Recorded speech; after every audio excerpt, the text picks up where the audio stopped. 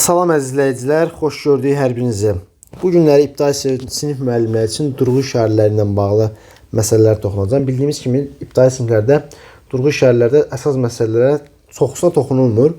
Sadəcə bu vaxta qədər danışdığımız məsələlərin içərisində nə durğu söhbətləri varsa, onları bir dənə xatırlama eləməyiniz məsləhətdir ki, bizə burada nələr düşə bilərlər. Misal üçün bizə burada düşə bilərlər bu əvəzliklərindəki durğu işarələri məsələləri biz xatırlatma eləməlisiniz ki, o əvəzliyi əgər mübtəda vəzifəsində etsə, o alimdir. Tutaq ki, burada biz nə edirdik? Vergül işarəsi istifadə eləyirdik. Əgər ki, o uşaq dostumdur deyirdimsə, dostumdur. Kim? Uşaq. Hansı uşaq? O uşaq. Burada təyin vəzifəsinə düşdükdə kim uşaq üzrə qalsa? Hansı uşaq? O uşaq.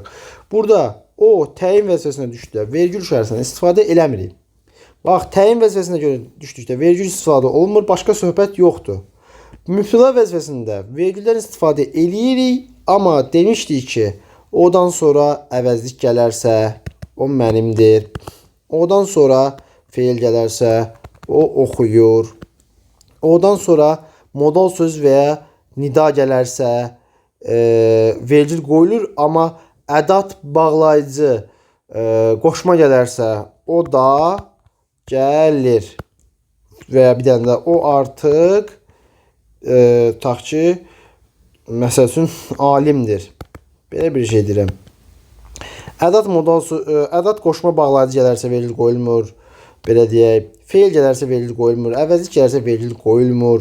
Təbii ki, feillərdən bir dənə isimləşmiş feil sifət gələrsə, o oxuyanları çağırdı. Belə ehtimalda vergül işarəsi istifadə oluna bilir. Sonra əvəzliklərdə sadalama olarsa, o, mən, əli, belə ehtimalda olarsa, vergül işarəsi istifadə oluna bilər, sadalama ehtimalı olarsa. Modal söz gəlir, köməkli hissərindən modal söz və ya nida gələrsə, o məncə oxuyacaq. Tutaq ki, burada vergül işarəsi istifadə olunur. Yəni köməkli hissərindən bir daha təkrar edirəm. Ədatdır, bağlayıcıdır, qoşmadır. Bunların gəlmə ehtimalında vergüldən istifadə olunmur. Başqa, məsəl üçün, o bu əvəzliyindən başqa vergül söhbətini biz harda görə bilirik? Misal olaraq gəlirik, çıxırıq köməkçi hissələrində. Qoşmalarda xüsusi bir vergül işarəsindən istifadə olma qaydası yoxdur. Bağlayıcılarda əsasən vardır. Bağlayıcılarda yadda saxlaya bilərsiniz ki, biz demişdik ki, belə ki, və belə ki kimi bağlayıcılardan sonra vergül qoyulur. Tutaq ki, yazır ki, oxuyur ki, öyrənsin. Vergülü hara qoyuruq? 2-dən sonraya. Və ya bir də sadalanan dağlarda, tutaq ki, sadalanan dağ deyirəm, diqqətli olun. Alma da, armud da dadlı idi.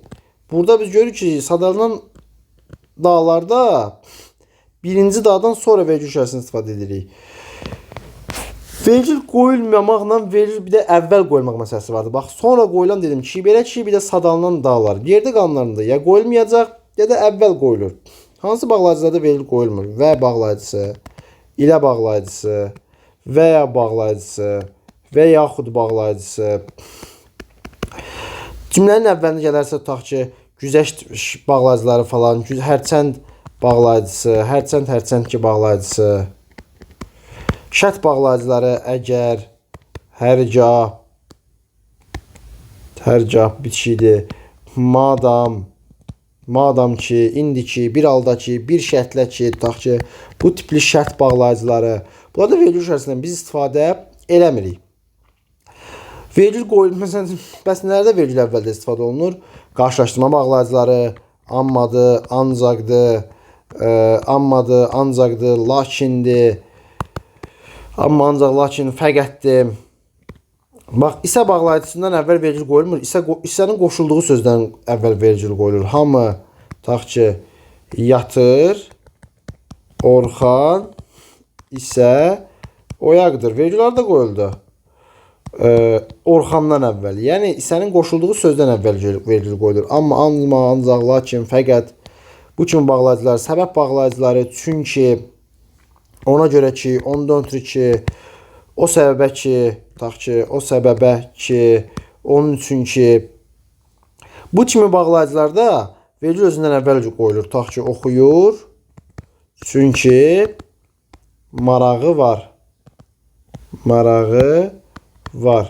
Düzdür? Belə formada çünkidən əvvəl vergül qoyuruq. Sonra inkar bağlayıcısı nə də ki, həm də ki, həm də ki, sonra gah da ki, tutaq ki, ya da ki, bu tipli bağlayıcılarda biz bilirik ki, bunlarda harda qoyulacaq?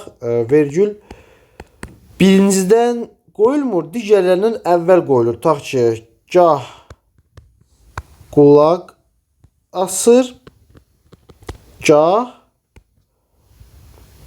danışırdı. Birincidə qoyulmur, digərlərində əvvəl vergül şərtsiz istifadə olunacaq. Modal sözdə də ümumi qaydanı bilirsiniz.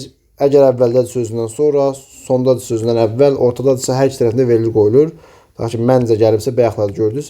Hər iki tərəfində vergül şərtsiz istifadə elədik.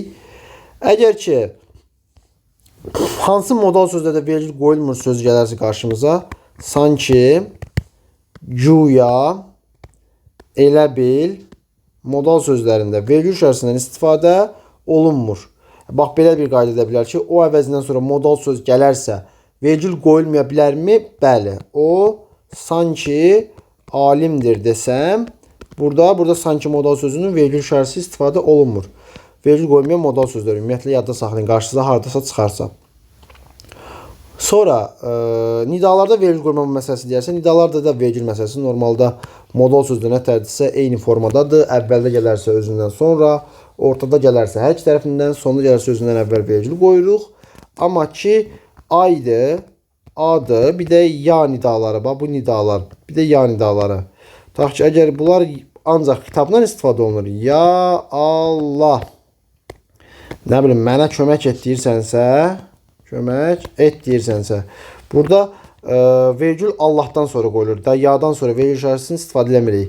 Tutaq ki, agədə, bura bax, deyirəmsə, burada vergül gədədən sonra istifadə olunur. Daha a nidasından sonra vergül qoyulmur.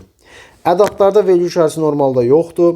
Amma bəzən deyəndə, yəni belə deyək də, hə, yox, deməli, hə, yox, bəli, xeyr kimi təsdiq və inkar ədadlarında vergül olur. Sabah dərsə gələcəksən, hə, gələcəm deyəndə burada nə olur? Hədən sonra vergül şərti biz istifadə eləyirik. Bundan başqa sizdə nələrdə vergül şərti ola bilər? Xəbər gələrsə təbii ki, cümlənin ortasında vergül qoymalısınız. Yəni ki, cümlə bitməyib, mürəkkəb cümlədir və ya həmziz xəbərli cümlədir, vergül qoymalısınız. Sadalanan üzvlər varsa, həmziz üzvlər varsa, arada vergül qoymalısınız. Tutaq ki, Əli, Vəli, Pirvəli deyirsənsə, burada nə eləməlisən? Əli, Vəli, Pirvəlinin arasında vergül şərti qoymalısın. Və ya dərsini, tutaq ki, oxudu, ancaq testi çatdırmadı. Burada görürsən ki, oxudu kim o, çatdırmadı kim o. Həmziz xəbərli biz cümlə qeyd elədik biz burada. Və həmziz xəbərlərin arasında nə qoymaq lazımdır? Həmziz xəbərli cümlədə orada vergül şərti ilə ayırmalıyıq. Ümumiyyətlə, xəbər gəlsə, orada biz durğu şərti istifadə eləməliyik. Həmziz üzvlərdə biz demişdik ki, əgər ümləşdirici söz olarsa, hamı, tutaq ki, gənclər, tutaq ki, uşaqlar, böyüklər, belə formada əylənirdilər, tutaq ki, deyirəm, əylənirdilər. Görürsünüz ki, burada ümləşdirici söz gələrsə, ümləşdirici sözün harasında vergül qoyuruq? Əvvəldə gələrsə, özündən sonra vergül edirəm daha doğrusu, qoşa nöqtə işarəsindən istifadə eləyirik. Qoşa nöqtə işarəsindən bəs burada necə bir fərqli məqamda istifadə etmək olar? Əgər biz demişdik ki, araya hamı, yəni, bax da əlavə eləmirəm, yəni gənclər, nə bilim, uşaqlar, tutaq ki, böyüklər falan filan əylənirdilər. Belə bir cümlə yazsam, yəni gələrsə demişdik ki, yənidən əvvəl vergül, sonra qoşa nöqtə istifadə olunur. Sonda gələrsə ümləşdirici söz, tutaq ki, nə bilim, meyvəni, salatı, nə bilim, yeməyi, hər şeyi düzdüm. Əgər ki, ümumiləşdirici söz sonuna gəlsə tire işarəsi qoyulur. Əgər ki, ümumiləşdirici sözlə bunun arasında bax, bu ehtimalda birincə tire qoyuruq.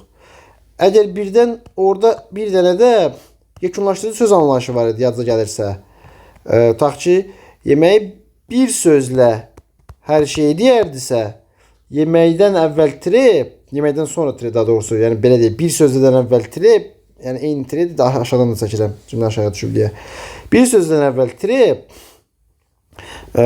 sonra vergül işarəsindən istifadə eləyirik. Əlavələrdə durğu işarələrinə diqqət edə bilərsiniz. Bəzən cümlədə əlavəni tutmur, tələbə keçir üstündən. Tutaq ki, ora Bakı yazıbsa, bunu verməyibsə, burada deməli durğu işarəsi buraxılıb. Deyir ki, cümlədə hansı durğu işarəsi bərpa olunmalıdır? Ora Bakı gözəldir.